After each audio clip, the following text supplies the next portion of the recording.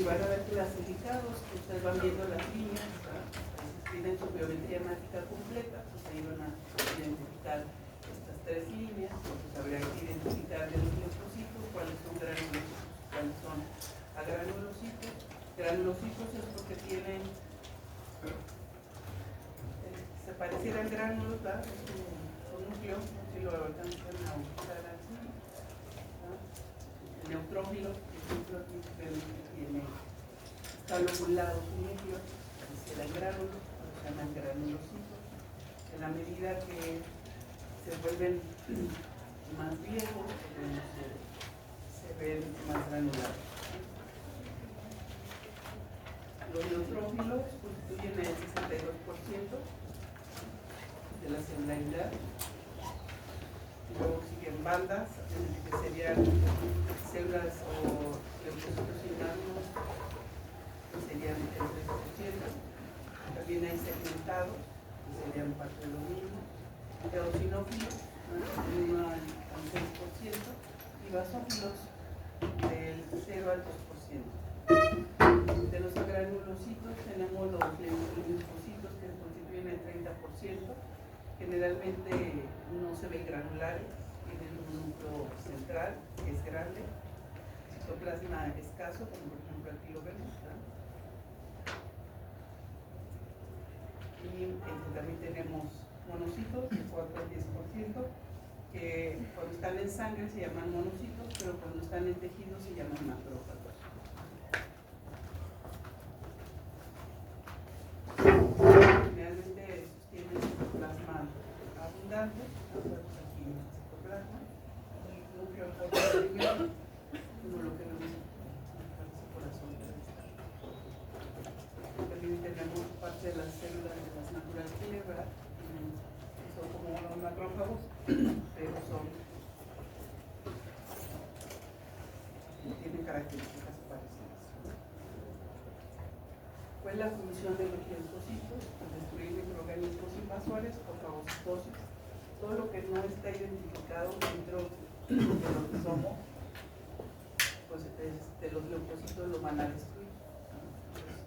Evitan que antígenos entren y generen daño. También vamos a tener dentro de los leucocitos células tisulares derivadas de leucocitos, que son los que nos van a formar anticuerpos y linfocitos sensibilizados, que lo vamos a ver más adelante, ¿no? Que nos darían toda la inmunidad en conjunto. Entonces, los granulocitos son, ya los mencionamos, bien, pueden ser neutrófilos, eosinófilos, son basófilos. Dentro del núcleo pues, tienen sustancias biológicas que van a generar inflamación y reactividad, alergia. Tendrán que evaluar eso, pues van a ver estas celularidades elevadas, sobre todo los eosinófilos. La vida promedio son 12 horas en circulación, más o menos son 100.000 millones de neutrófilos al día, por eso veíamos que el 75% de las células que se forman en médula son estas, y solamente el 25% los eritrocitos.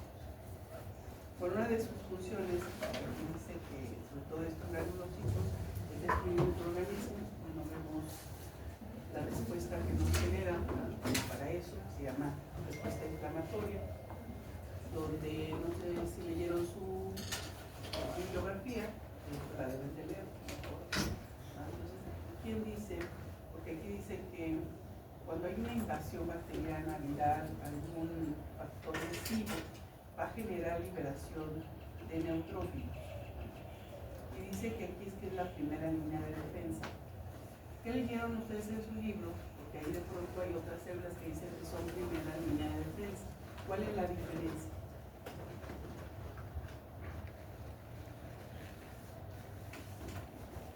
Si ustedes leen sus libros, dice la primera línea de defensa, no mencionan esto,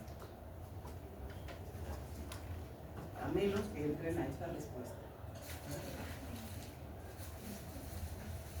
Pero cuando hablan en sangre en general, en condiciones de homeostasis, dicen estas son las líneas, la primera línea de defensa. ¿Qué es lo diferente cuando hablamos de esta línea de defensa en cuestión de la respuesta inflamatoria?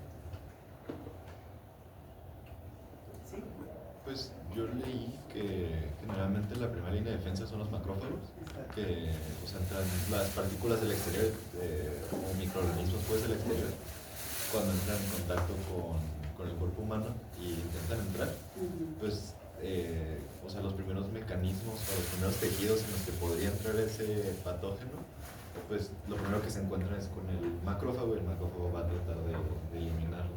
De limitar, ¿no? Porque incluso podemos estar en contacto, ¿verdad? Lo vimos en COVID, lo vemos en sarampión ahorita, ¿verdad? Que de pronto hay alguien trae algún contagio y no todos se enferman, ¿verdad? Significa que quien tiene el sistema inmune fortalecido, pues entra el virus y cuenta se da, ¿verdad? Y los macrófagos ya hicieron su función. Entonces, la diferencia, ¿cuál sería?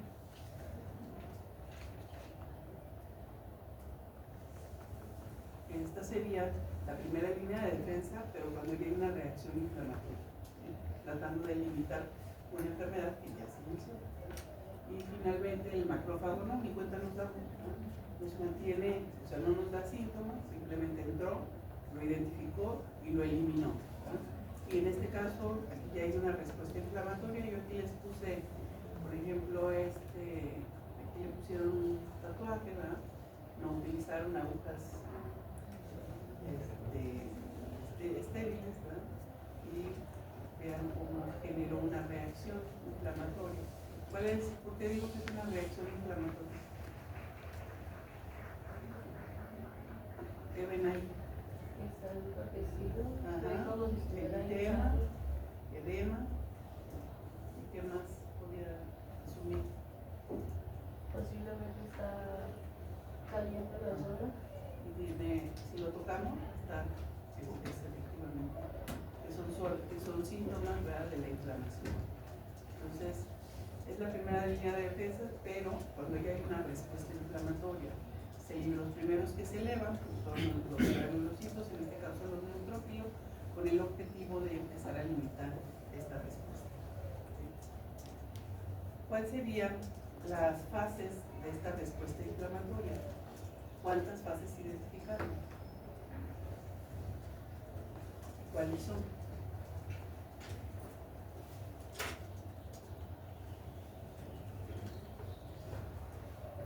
Porque para tratar de limitar, ¿qué necesitamos?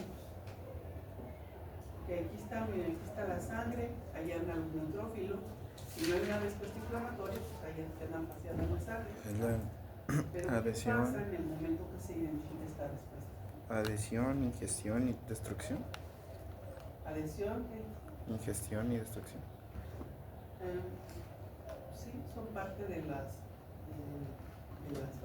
fases que tienen, pero sí.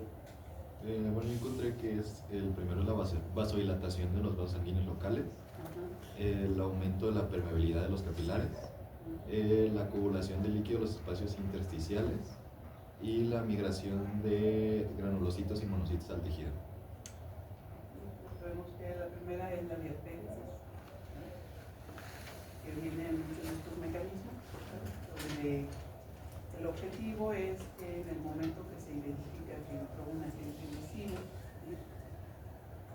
aquí hay fragmentos, que a lo mejor si entró aquí una bacteria, pues eso alerta a las células, en este caso a los granulocitos que están en la sangre, y empiezan a generar mecanismos de vasodilatación, porque el objetivo es que los linfocitos que están aquí, que son los neutrófilos, se adhieran a las paredes endoteliales y esto genere que puedan pasar entre las células, pasen hacia los tejidos, ¿verdad? El macrófago ya está ahí en el tejido, no fue suficiente, hay una bacteria, no fue suficiente para eliminar, pues necesitamos que salga el neutrófilo para que pueda migrar hasta esa zona. Entonces, si se fijan aquí, dice que están atraídos porque aquí el linfocito pues tiene selectinas, ¿verdad? Y hay selectinas y hay integrinas. Las integrinas las tenemos, aquí está el linfocito tiene integrinas, estos que están aquí alrededor son proteínas, y los que están aquí en el endotelio pues son células. Entonces, esta se adhiere, el leucocito se adhiere y pasa entre, es como si caminara y pasa entre las células, vean sobre estas aberturas entre células, y eso es lo que va a permitir que entonces pueda pasar del interior del vaso hacia el exterior. ¿Sí? Entonces, pasan por paredes de capilares endoteliales y de estar aquí y pasar aquí, eso es lo que es la diapéresis. ¿Cuál es la siguiente?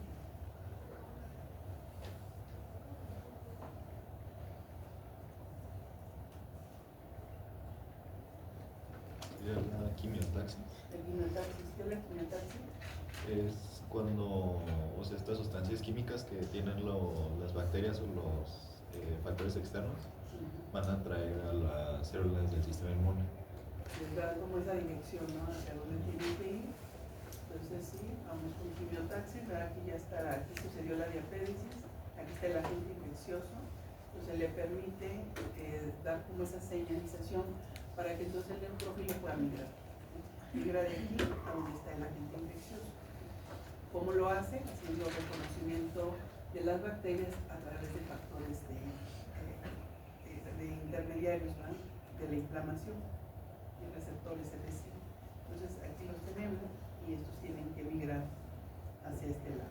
Entonces, ¿cuáles son esas sustancias quimiotácticas que permiten este reconocimiento?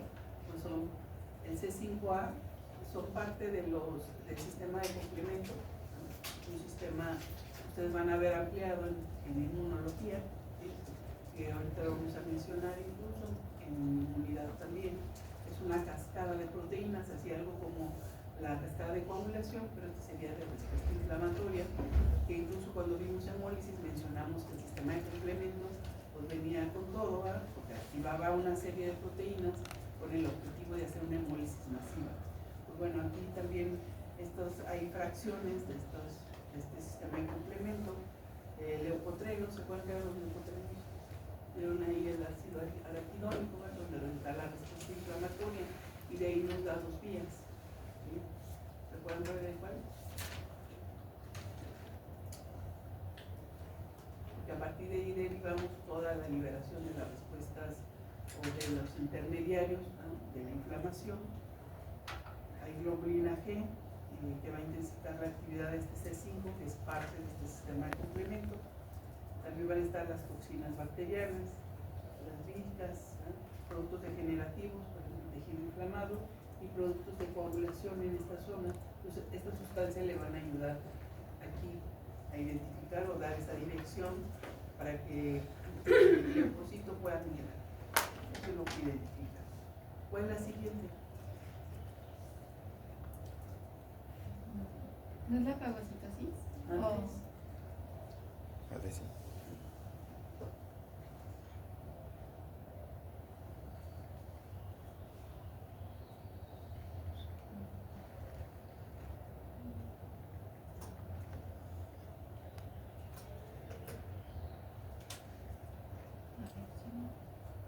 Hay una antes.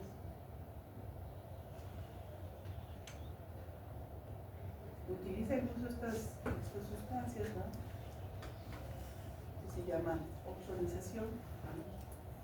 Donde aquí tenemos al macrófago, ¿no? Donde está esta bacteria, ¿no?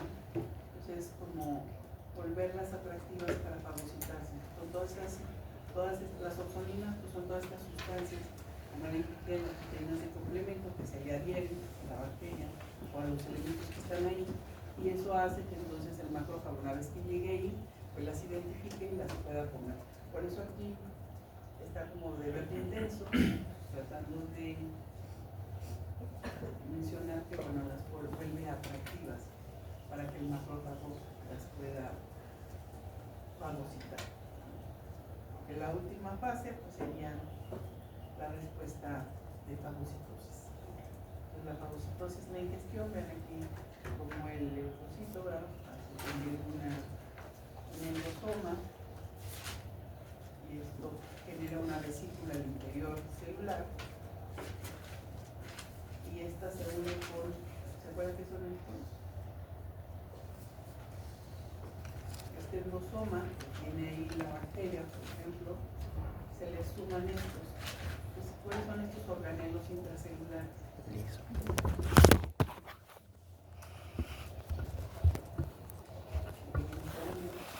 Y entregan algo así, ¿no?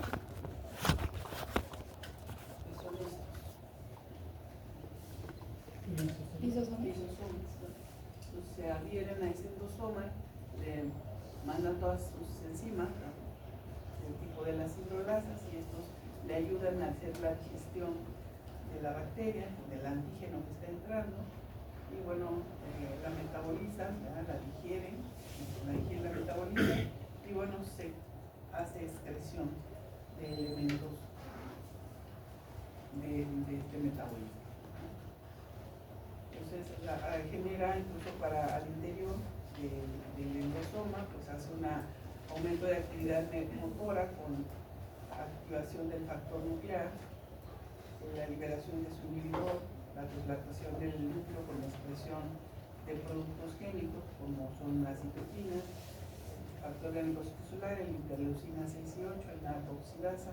Entonces, y genera también además una degranulación que ya mencionamos aquí, de vacuolas fagocíticas para que entonces libere enzimas proteolíticas y además genera una explosión respiratoria formando superóxidos, peróxidos de hidrógeno y iones de hidroxilos con el objetivo de degradar todo lo que está en el interior.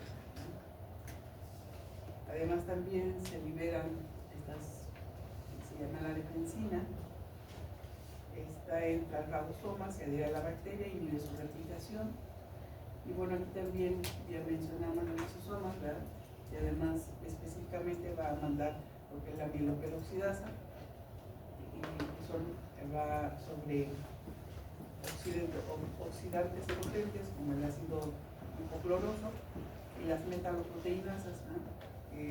Peroxidasas, colagenasas y otras enzimas que digieren el material extraño de los antígenos que están entrando, ¿no? Entonces, eso también lo genera y eso favorece que, bueno, finalmente hagamos una extensión de metabolitos inactivos. Entonces, esas serían las 4 fases de la respuesta inflamatoria. Luego vienen los eosinófilos, ¿verdad? Que también son fagocitos, pero son fagocitos débiles, hacen una reacción parecida, ¿verdad? Pero esos son más específicos a atacar parásitos, generando este estallido metabólico con liberación de enzimas hidrolíticas y también generan oxidación. Además, estos generan liberación de larvicidas para los helmintos, que también se elevan en situaciones de parásitos. Entonces, de pronto tendrán que investigar si ven que los eosinófilos están altos. También tendrán que descartar que hay alguna parasitosis, ¿no? Entonces, hacen cicatrización también de heridas o la liberación que tienen de sustancias, intervienen en la respuesta alérgica, como en el tejido peribronquial y piel, donde tenemos ahí una trofa, que genera una respuesta inmunológica con la exposición al antígeno. Entonces, probablemente contribuya también a la inflamación crónica.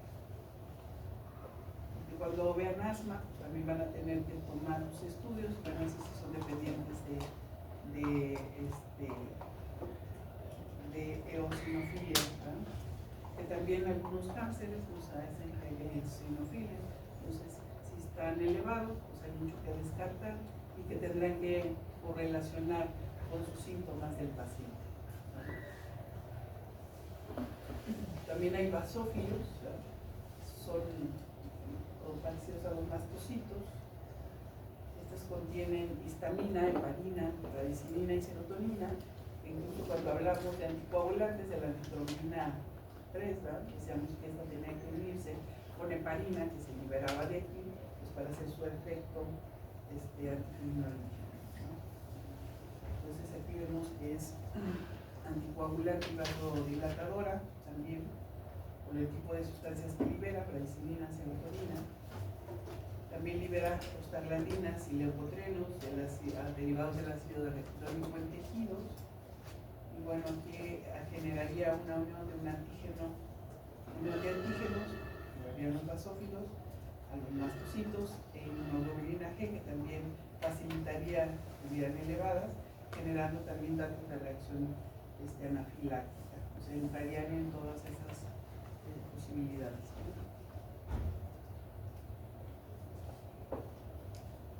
Y luego viene lo que es el monocito.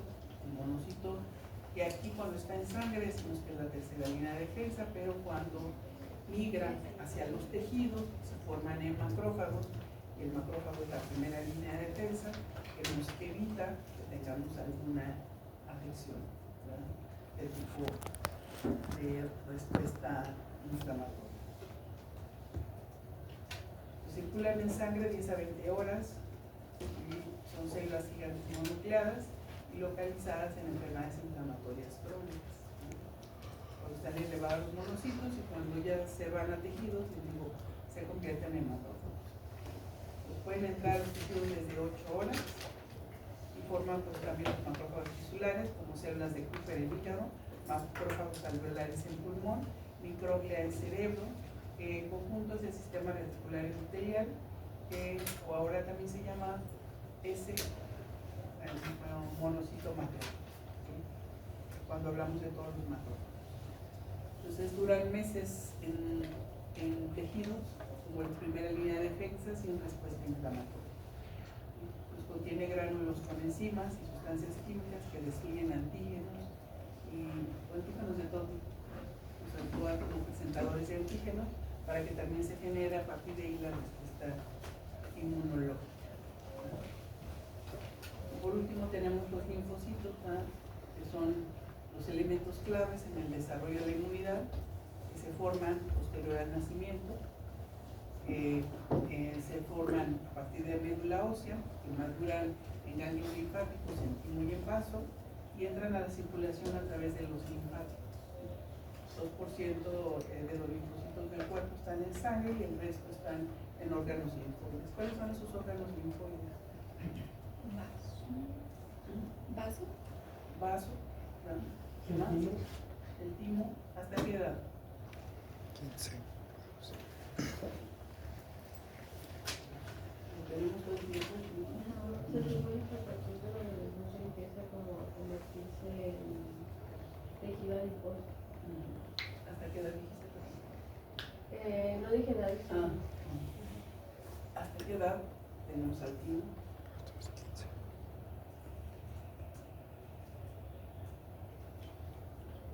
¿Qué otro?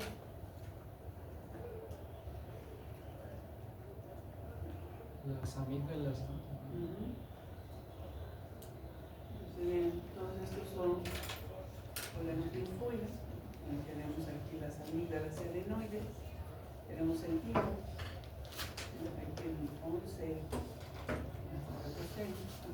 entonces está aquí el timo, los nódulos linfáticos, el vaso, las placas de Meyer, tenemos ahí intestino, nódulos linfáticos, la médula ósea como tal, apéndice, y son órganos linfáticos.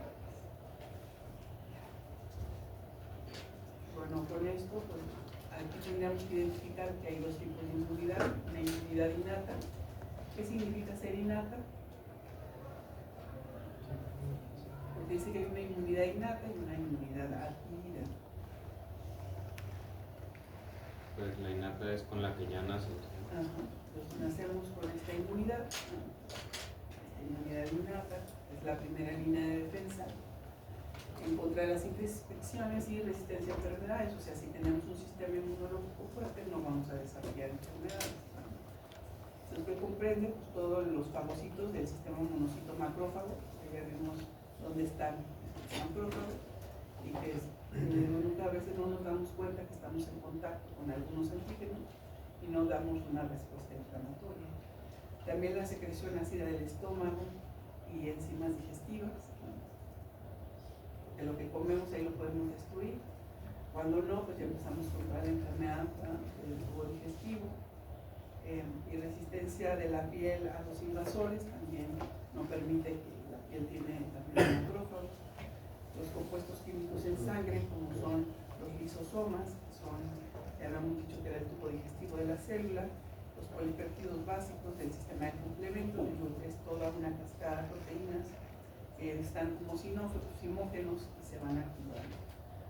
Las natural killer, que son macrófagos pero específicos, incluso estas son importantes, por ejemplo cuando hay cáncer, pues estas mantenerlas arriba para que nos ayude a que haya mejor respuesta.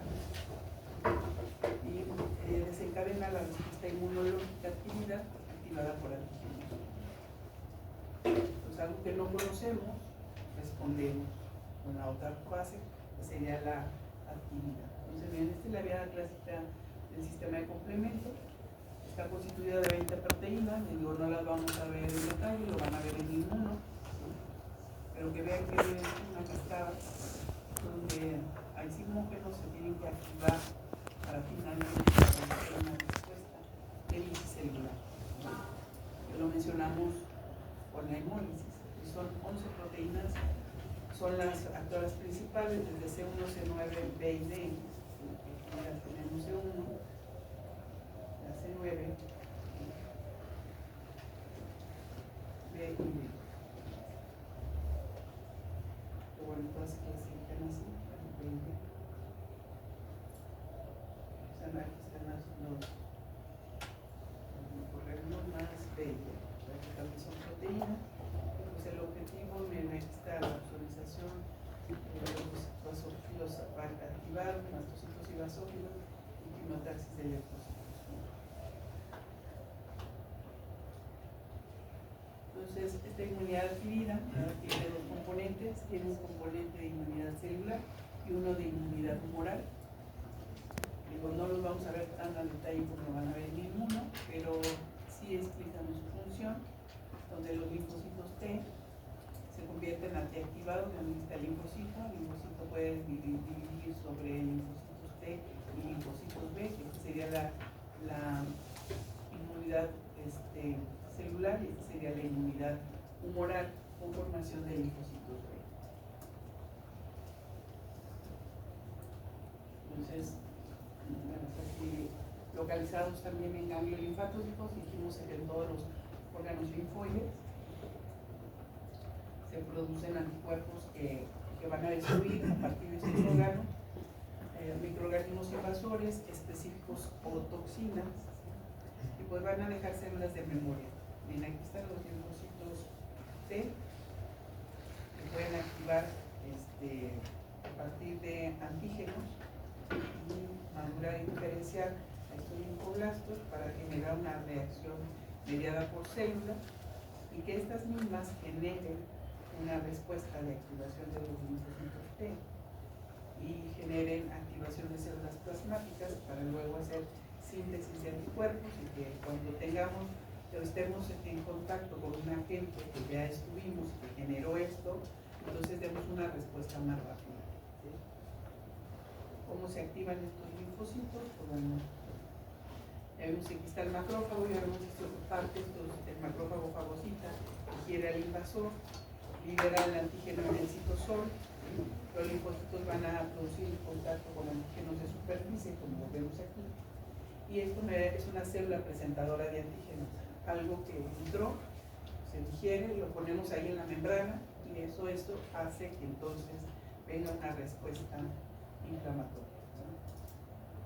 Liberan estos mediadores químicos y van a favorecer crecimiento y reproducción para entonces facilitar la respuesta.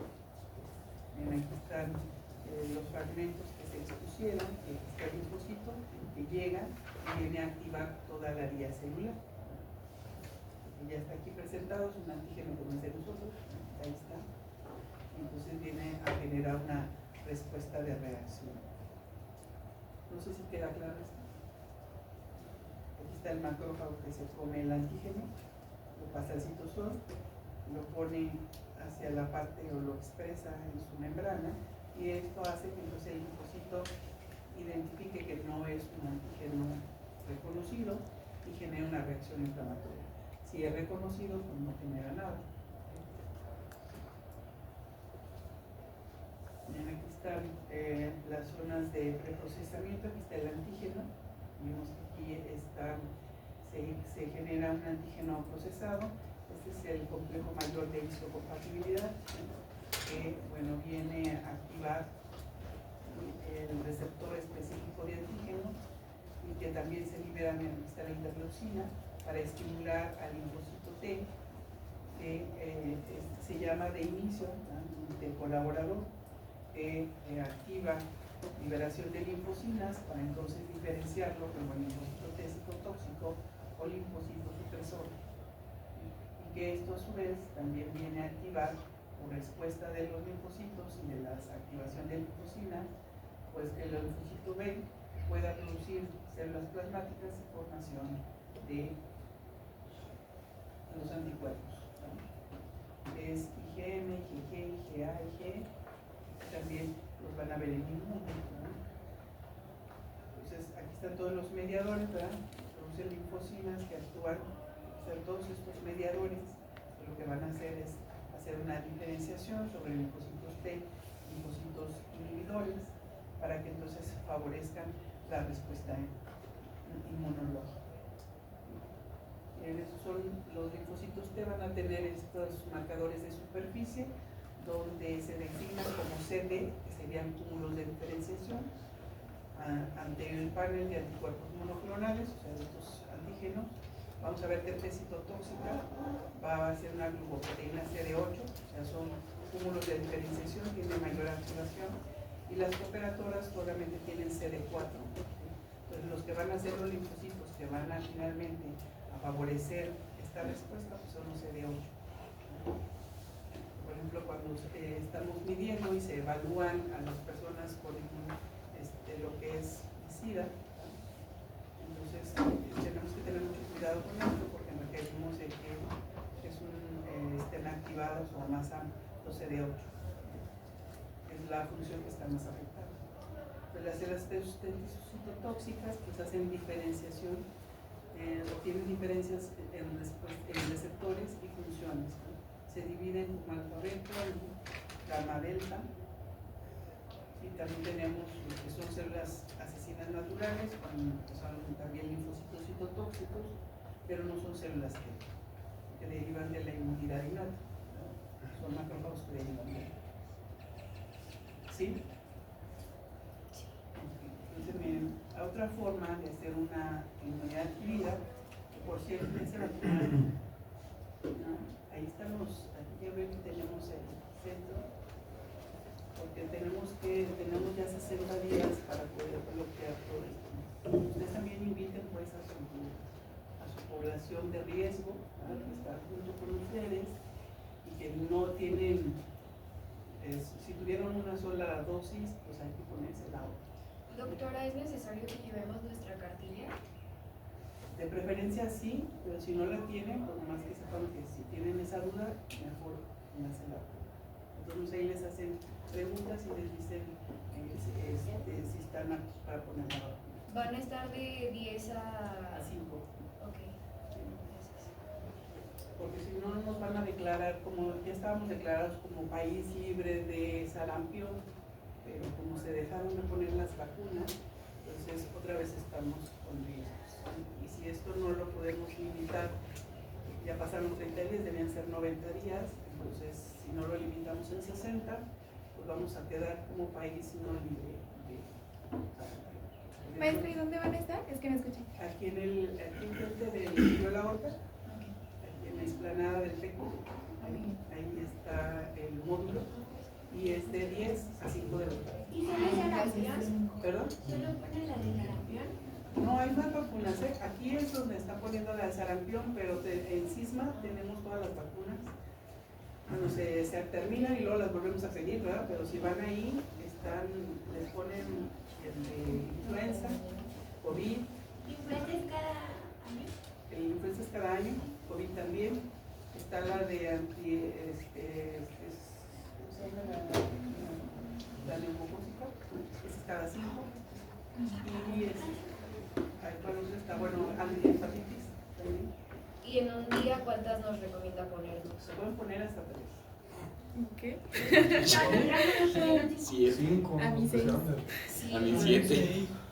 Pues les han puesto así. Sí. Sí. Bueno, más así, a lo mejor van a estar ahí con más limitación, ¿verdad? Se las pueden poner, ¿eh? Sí aguanta. Pero sí pónganse la del sarampión. Ya se la abrí. El sarampión. Porque miren, aquí están las vacunas, ¿verdad? Las vacunas nos dan una respuesta adquirida, donde hacemos una vacunación con antígeno del patógeno. El objetivo es ponerlo en contacto para que el sistema inmune lo identifique, diga que no es de él. Entonces eso genere una respuesta de formación de anticuerpos, ¿no? Como no le estamos quitando la parte patógena, entonces reconoce que entró algo que no es para él y empieza a generar una respuesta de inmunidad. Entonces, respuesta de anticuerpos primaria, ¿sí? Hay células de memoria. Si viene ahora sí una infección natural, entonces hace una respuesta inmunológica grande y esto generaría que se pudiera limitar este antígeno que está entrando. Eso es lo que hacen las vacunas y entonces pónganse sarampión y eso vamos a mejorar. Que no nos quiten nuestro título, ¿verdad? Que está libre fuera de sarampión. Entonces, en los linfocitos de memoria vemos que la respuesta inmune primaria siempre está por IgM y luego es por IgG. Incluso si se acuerdan en COVID, se hacen hasta ya había ahí para poner su sangre en gotitas y eso veíamos si estaba aumentada la IgM o IgG. Si tienes IgM, pues es que tienes la inyección activa, y si es IgG, pues ya pasó la fase importante, pero tuviste COVID, ¿no? IgM tienes el COVID y IgG ya tuviste,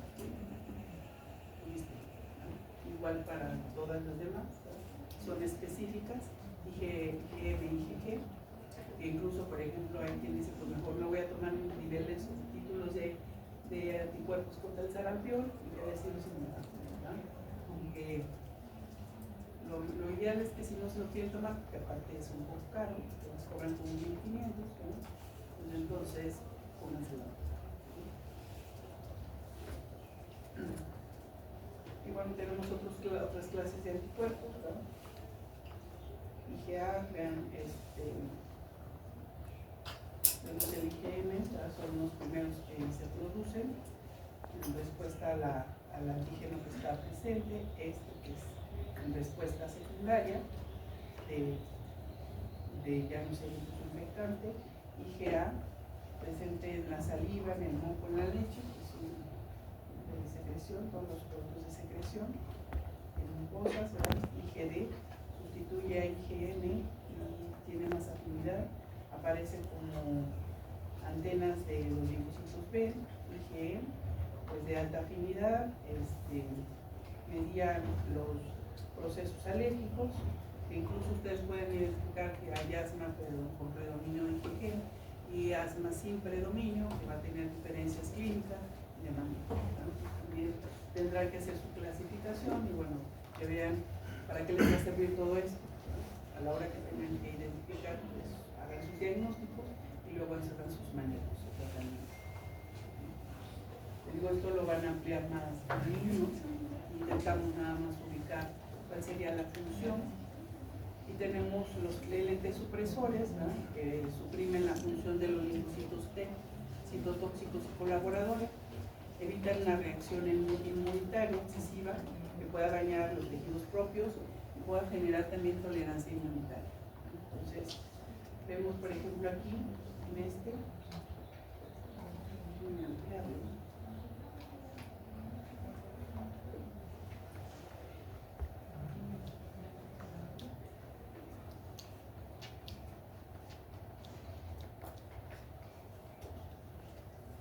Aquí, si identificamos entre algún antígeno, lo identificamos, ¿no?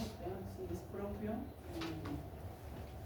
y este antígeno es propio, pues hay un reconocimiento. Si es propio, pues me da tolerancia inmunológica, no hago una reacción, ¿sí? Si tengo un antígeno ahí que no es propio, hago también el mismo reconocimiento, así como fue el macrófago que lo expuso, ¿sí? Ahí se identifica si es de nosotros o no lo es, no es propio, pues genera una respuesta inmune. ¿Cómo van a fortalecer su sistema inmune? Pues miren, hay que comer una dieta balanceada, suficiente, completa, ¿vale? Sobre todo que tenga carnes, ¿verdad? Con omegas. Ahí el plato del buen comer, ¿sí lo conocen? Pues el plato del buen comer, ¿vale? Tomar suficiente agua, evitar el estrés. Oh, ya. Hay que darnos también en el momento que trabajamos, porque también tenemos estos momentos, ¿verdad? Para que se pueda fortalecer, hay que descansar. Y bueno, hay que hacer ejercicio. Entonces, no sé si tienen alguna duda, pregunta. Doctora, Sí. respecto a la práctica de simulación, ¿ya tiene información? Fíjense que me dice que a lo mejor no se va a poder tratar. Pero les voy a dar un ejercicio de la práctica y lo harían como activo. Entonces, vamos a iniciar con la parte de elementos anatomofuncionales, de lo que sería fisiología renal.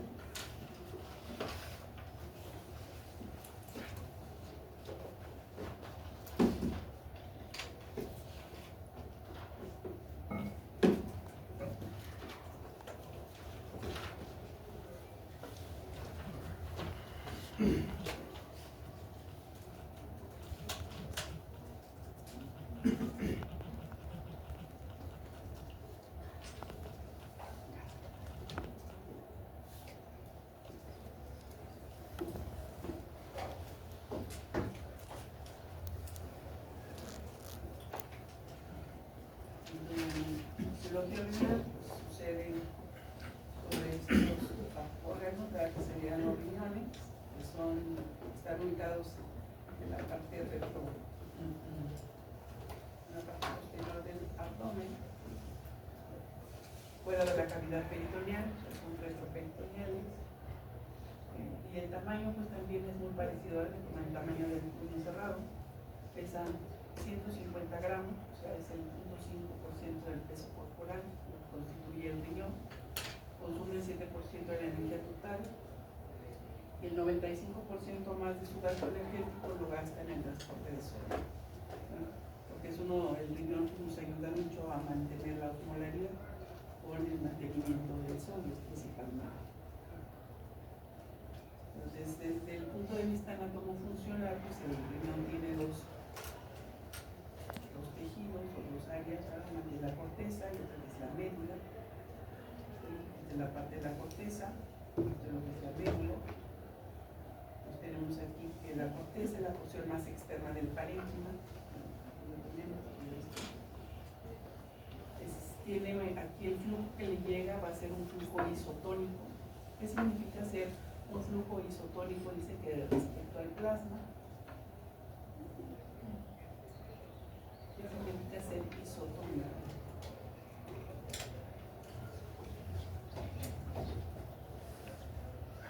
¿Qué es lo que maneja la corteza? Isotónico A era lo diferencia de de... la médula, ¿no? Sería que la cantidad de sólidos disolventes está en la misma proporción. Cuando dice que es en respuesta al plasma respecto al plasma. ¿Cuánto es lo normal? ¿Cuánto es lo normal de la osmolaridad sanguínea?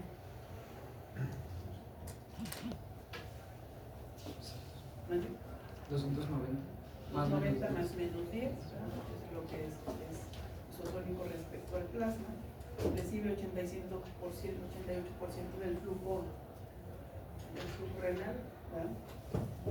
Y el flujo sanguíneo rápido y de alta presión sucede en este nivel. En la médula, que es la porción más interna, que es esta que está aquí, pues esta es en relación en el parénquima renal, es hipertónica, significa que está por arriba de 300 millomoles. Recibe solamente el 12% del flujo renal, si se fijan está muy poco irrigada, y tiene un flujo sanguíneo lento y de baja presión. Nomás veamos el flujo que le llega, van a estar en corteza 88 y en la médula es el 12%. Aquí es importante identificar la circulación renal a partir de donde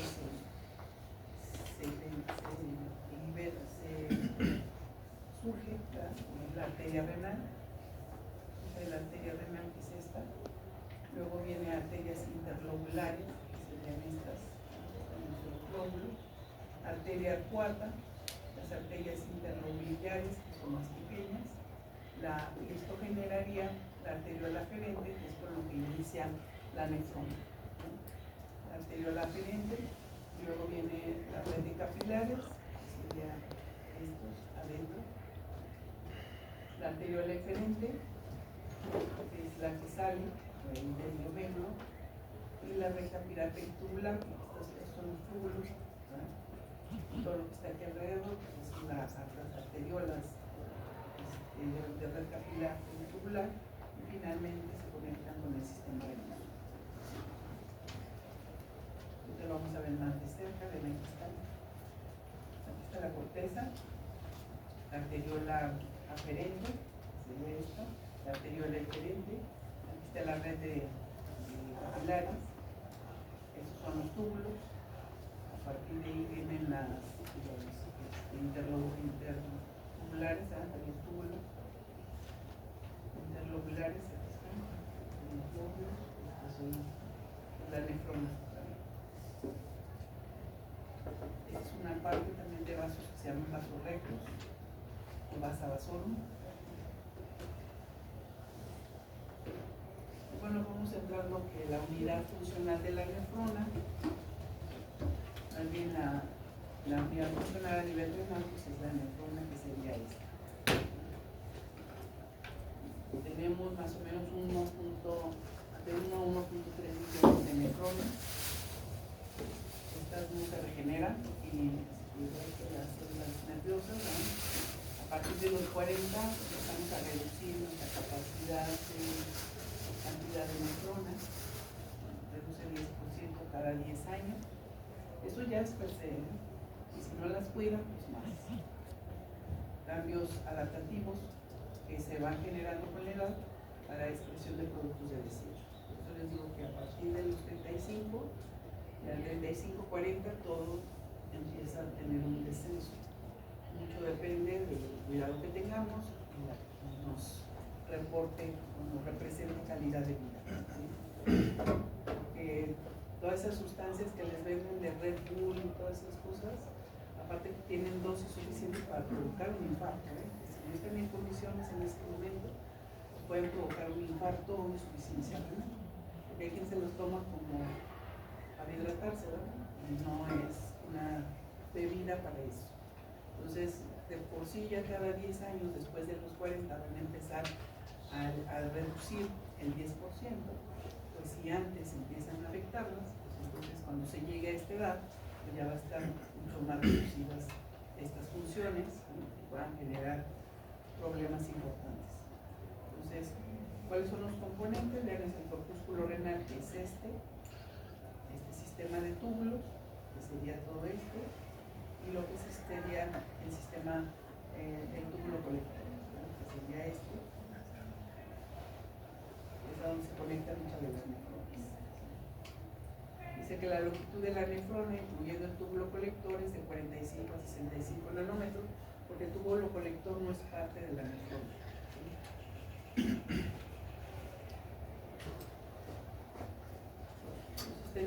Las podemos clasificar de dos tipos, lo que es las corticales y lo que son las juxtamedulares.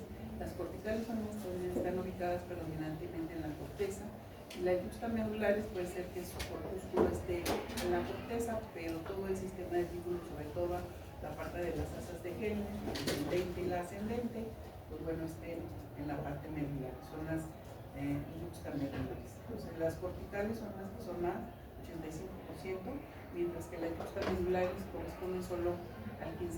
¿Sí? Entonces, estas de acá van a ser la formación de la orina y esta, la que van a hacer, son la concentración de la orina con el mecanismo de contracorriente. Entonces, vamos a ubicar el corpúsculo renal con todos los elementos que tiene.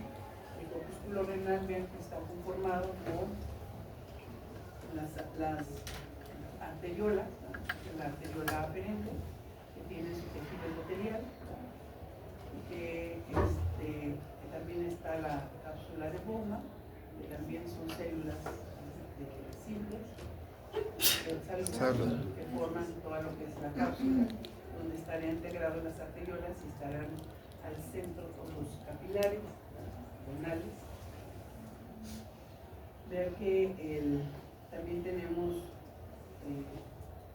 esta sería normalmente cuando identificamos a la nefrona la podemos desplegar y ubicar, ¿no? Pero si se fijan, pues está como entre ella misma, no es lineal, ¿verdad? Está encimada y ella sola, está el túbulo, está el sistema de túbulos, se la asa, de tal forma que este sería la asa ascendente gruesa o el inicio del túbulo contorneado distal. ¿Sí? Esto que está aquí. Si se fijan, esto está conectado con la arteriola aferente, o sea, los tejidos están pegados y eso genera un cambio de epitelio que se llama mácula densa. Esta es una mácula que dentro de esta, vean que tenemos diferentes celularidades y que aquí vamos a encontrar incluso quimioreceptores. Aquí están quimioreceptores de regulación del sodio, identifican sodio, y aquí en la parte de la arteriola aferente que está unido y que forma la mácula densa, pues aquí también vamos a tener mecanorreceptores que son reguladores de la presión arterial, como son los varoreceptores, ¿no? Son receptores de distensión, que se llaman mecanorreceptores reguladores de la presión. Y estas células también vamos a provocar la arteriola eferente. Dentro de los glomérulos vamos a tener que hay células mesangiales, que igual hay aquí, que son como células de sostén entre los capilares. Y también vamos a tener un espacio en la cápsula de Bowman y lo que son los capilares glomerulares. Si se fijan aquí, tenemos unas células que están envolviendo a los capilares, que se llaman podocitos, y que estos podocitos tienen como brazos, tienen un núcleo y tienen brazos, y lo que hacen es abrazan a los capilares glomerulares. Forman los que son los pedicelos, ¿verdad? Es el podocito, y los pedicelos son esos brazos que los están abrazando, y entre los brazos hay hendiduras donde se va a poder filtrar, ¿no? el filtrado glomerular. Entonces, este endotelio, todo esto sería el corpúsculo renal.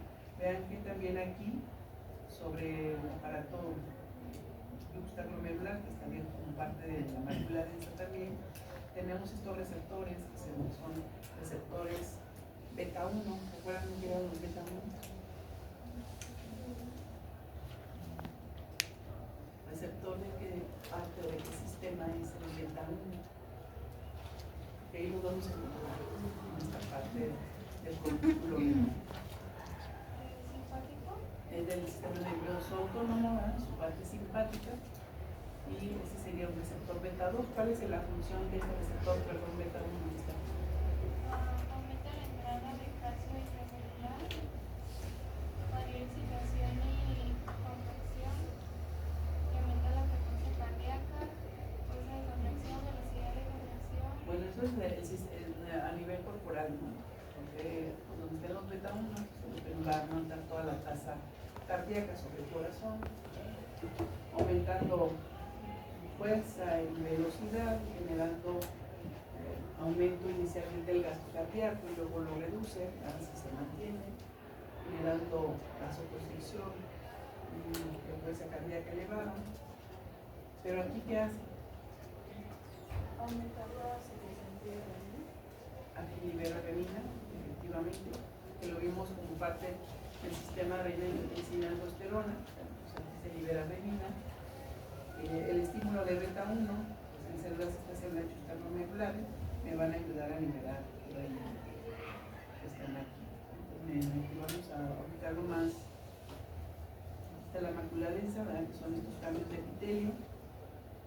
Aquí están los quimioreceptores que están más sobre el túbulo contorneado, inicio del túbulo contorneado distal.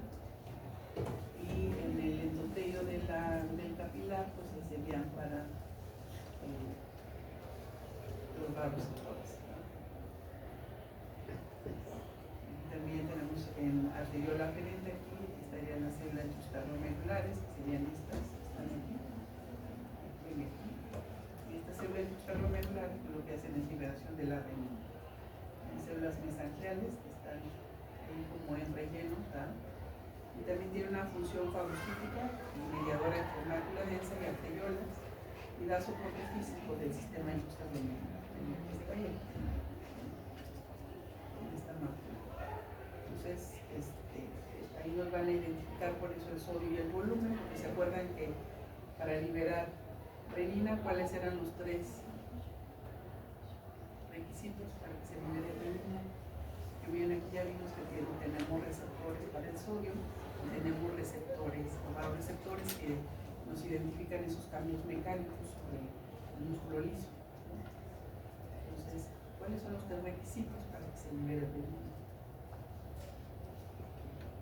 Era lo de bajos niveles de sodio en sangre, pues que haya algún tipo de hemorragia que genere poco volumen sanguíneo y los niveles de potasio.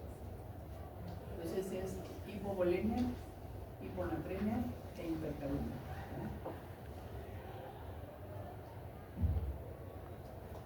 Bien, aquí hay una barrera, la barrera de filtración que está ahí en estos corpúsculos, en la red de capilares. Vamos a ubicar, está formada por el endotelio capilar. Que tenemos, es fenestrado, que tiene, vean, aquí está el endotelio. ¿Se acuerdan que había capilares que tenían aperturas más grandes? Es este, es uno, está fenestrado. Esto hace que haya mayor permeabilidad del agua y de los electrolitos, incluso de algunas proteínas que sí pasan aquí, pero vean que aquí están los pedicelos, ¿no? Y vemos que los van a limitar. Entonces va a expresar también glucoproteínas a este nivel, cargadas negativamente en la superficie, que también van a sintetizar sobre este óxido nítrico para favorecer vasodilatación, endotelinas del tipo 1, que también puedan provocar vasoconstricción, que también ayude a regular flujo plasmático renal con base a la liberación de estos mediadores de la respuesta de los vasos sanguíneos. La membrana basal, que aquí la tendremos también, y la lámina, tiene una lámina externa, una lámina densa, y lámina interna, que sería la que estamos hacia acá. Esta es una matriz porosa, que tiene proteínas, el colágeno tipo 4, tiene laminina, proteoglicanos. Estos proteoglicanos es el lagrin y el pertelan, y la fibronectina, que es un filtro selectivo. Todo esto está aquí. Aquí vemos algunas más. El podocito, que sería este, que tiene digitaciones, porque aquí se ven los espacios entre ellos, que están abrazándolo. Rodean al capilar, cubren la membrana basal y están separados por hiatos, eso se llama un hiato, que son hendiduras de filtración. Entonces, estas hendiduras tienen un delgado diafragma, aquí la vertical, compuesto por proteínas como la nefrina, porosina, incluso aquí está la porosina, que es una de las más importantes dentro.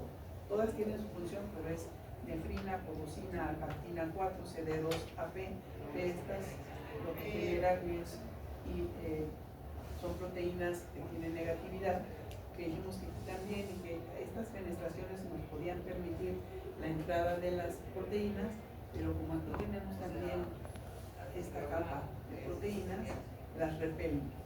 Por eso, una de las características es que en el filtrado no haya proteína. A pesar de que haya proteínas muy pequeñas, estas no puedan filtrarse, porque aparte esta barrera que genera electronegatividad no les permite la salida. Habrá otras que por tamaño no pasen.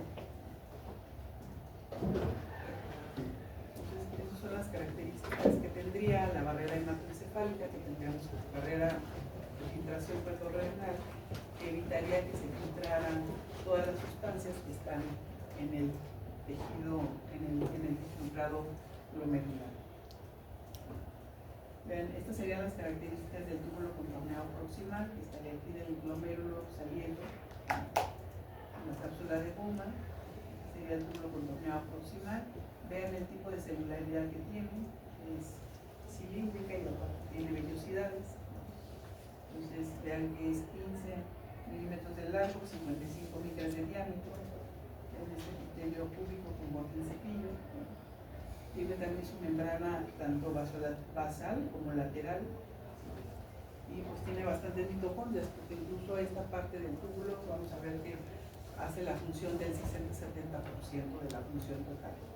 Entonces, espacios intercelulares laterales, ¿no?, entre ellas, y hace una reabsorción isotónica, porque nosotros dijimos que todo lo que está sobre la corteza, y el 88% de la neurona está sobre la corteza, pues está recibiendo flujo sanguíneo, pues recibe la isotonicidad de la sangre.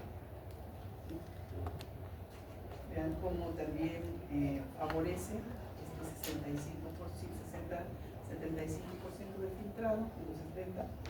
Vean que puede filtrar bicarbonato, sodio, glucosa, sodio más aminoácidos, sodio más potasio, potasio solo, calcio y magnesio. Entonces, más o menos lo que absorbe a ese nivel, y también nos va a ayudar a activar la 1,25 de hidrocolecalciferol.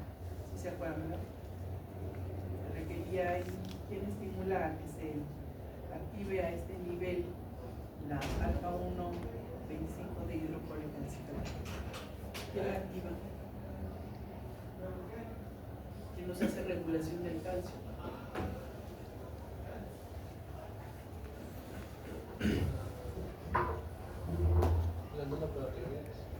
La paratiroides. La paratiroides que estimula para que a este nivel se active.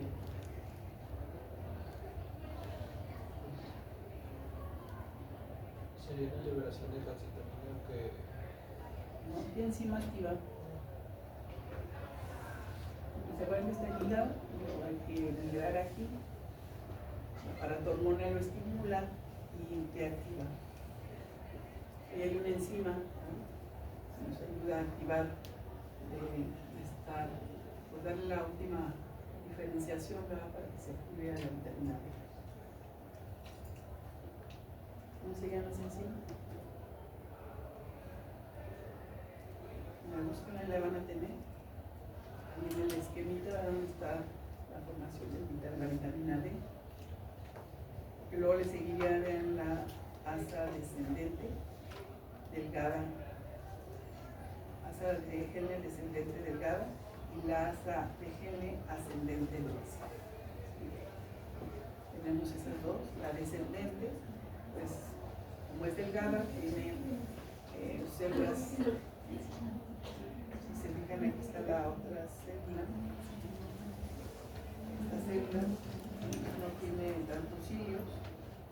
La verdad no es mucha la función que sucede ahí. Son células delgadas, permeables al agua, impermeables a soluto, o sea que va a permitir que salga el agua.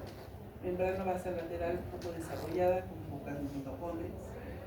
Y la ascendente es muy permeable a solutos, impermeable al agua, células gruesas con abundantes mitocondrias y dilución del agua. Necesitan conocer esto para que luego vean el mecanismo contracorriente.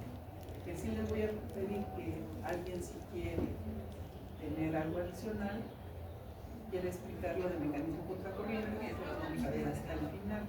Necesitamos conocer esto para que luego me digan cómo se concentra la orina.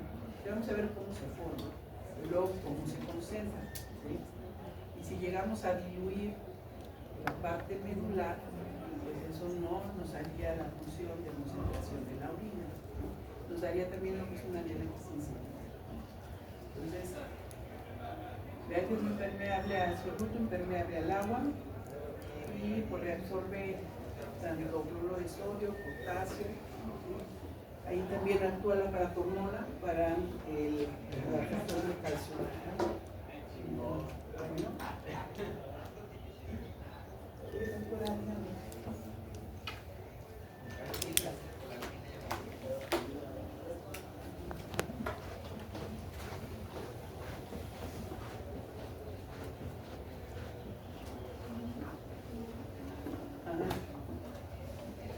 Sí, sí. 5 hidroxilas.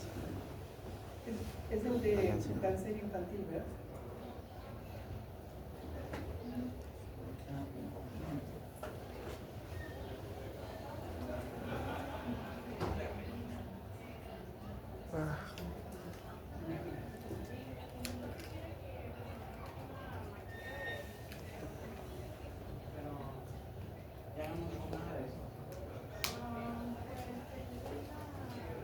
Sí.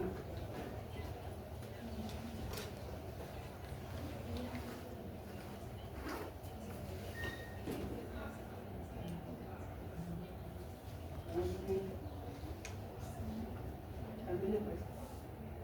Sí, muchas gracias, doctora.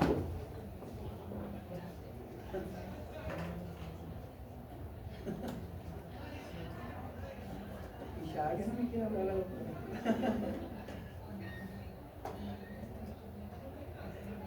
Gracias, doctora.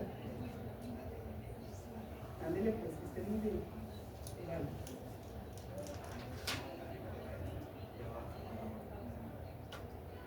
No.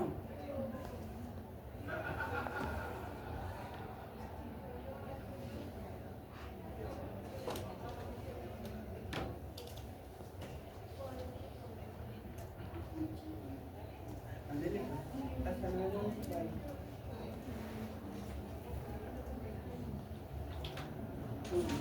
El eje del túbulo contorneado distal empieza en la mácula densa. Miren, se fijan más pequeño. Tiene menos microvellosidad, significa que su función va a ser menor. Tiene membrana basolateral abundante con mitocondrios, porque de todos todavía sí hace algunas funciones, sobre todo la parte facultativa. ¿Qué significa ser una función facultativa?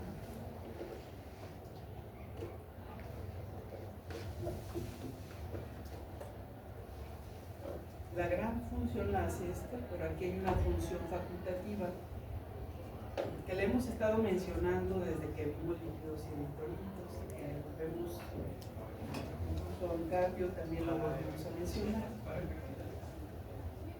Decimos que es donde funcionan, donde actúan hormonas, ¿sí? para el mantenimiento de la osmolaridad. Ese es el facultativo. Conecta en sus pliegos hacia el exterior y dilución de la orina, porque vamos a ver ahí que están estas hormonas que nos ayudan a hacer ese control. Impermeable al agua, ¿sí? Y vean que también se reabsorbe cloruro de sodio, calcio, paratormona y magnesio a ese nivel. Y finalmente el túbulo colector, que se forma por confluencia de todos los túbulos contorneados distales. Está el túbulo colector, nos conecta muchas nefronas, mide 20 milímetros de largo, desciende por la corteza y médula renal hasta la pelvis renal, es para ir depositar a la orina. Y bueno, actúa sobre él lo que es la antidiurética y la aldosterona. Va a ser el túbulo contorneado distal, pero también en la parte superior, sobre todo lo que es aldosterona y más hacia abajo lo que es la antidiurética.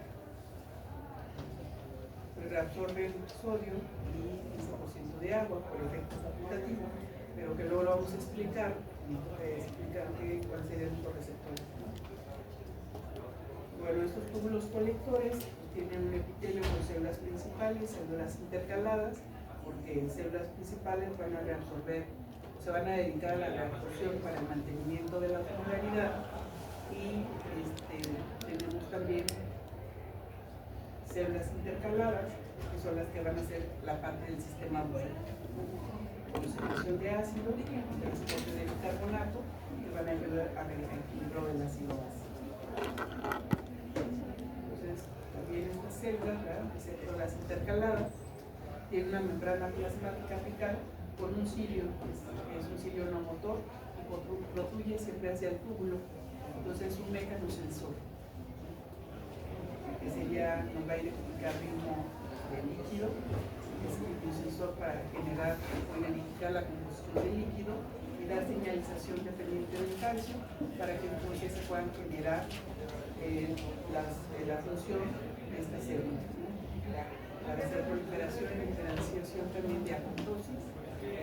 Tenemos estas proteínas, que también estas proteínas van a utilizar en la membrana del cirio primario.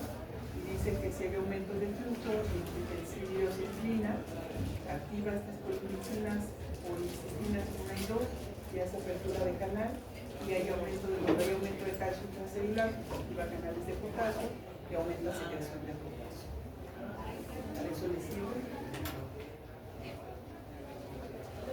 Finalmente, bueno, vemos que poco menos del 25-20% del gasto cardíaco, o sea, de esos 5 litros, son los que van a ir a formar la vida.